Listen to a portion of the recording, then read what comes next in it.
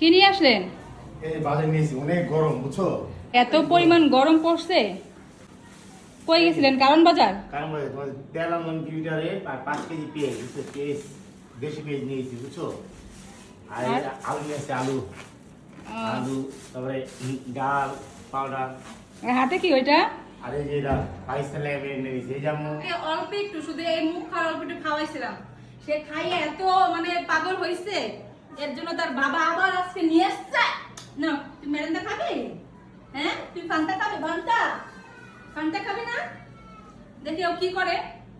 কি খাইতে হয়? এটা কি খাইতে হয়? তুমি জানোই তো খাইতে হয়। ওরা বসে আছে। তেল না 3 কেজি আনতে বললাম, 2 কেজি আনলেন কেন? 3 কেজি পাইনি, মার্কেট বন্ধ হয়ে গেছে। কানাইতে গেলে তো এরকম হইবই।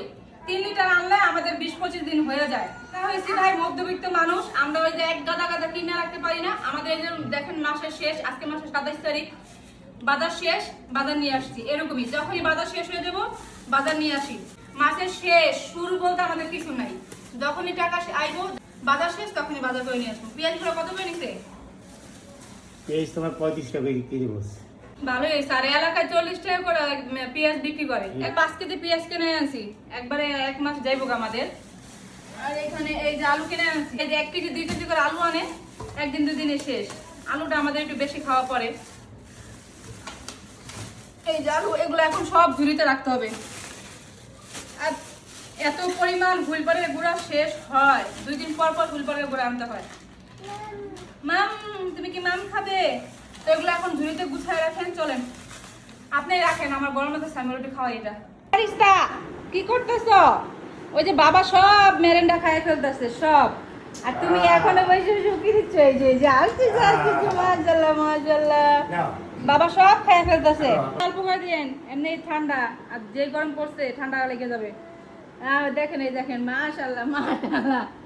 আমার শ্বশুর কিন্তু অনেক মানে ঠান্ডার পাগল ছিল। 7 আপ তারপর কোক যত ছিল উনি প্রতিদিনই এই হাফ লিটার করে কিনা খাইতো।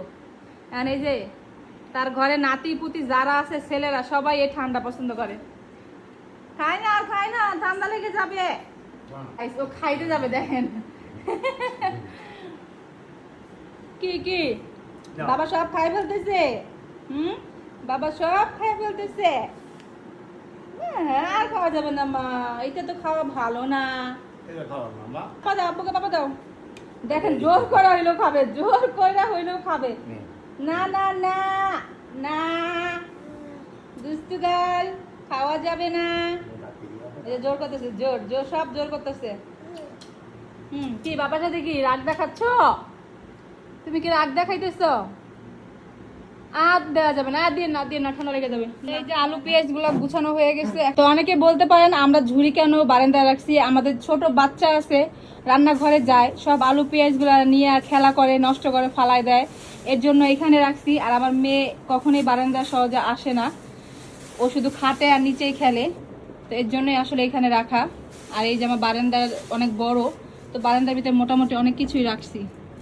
এই যে আলমারিটাও রাখছি, পুরান বাসা তো বারান্দাটা অনেক বড়, একটা রুমের মতন। এই যে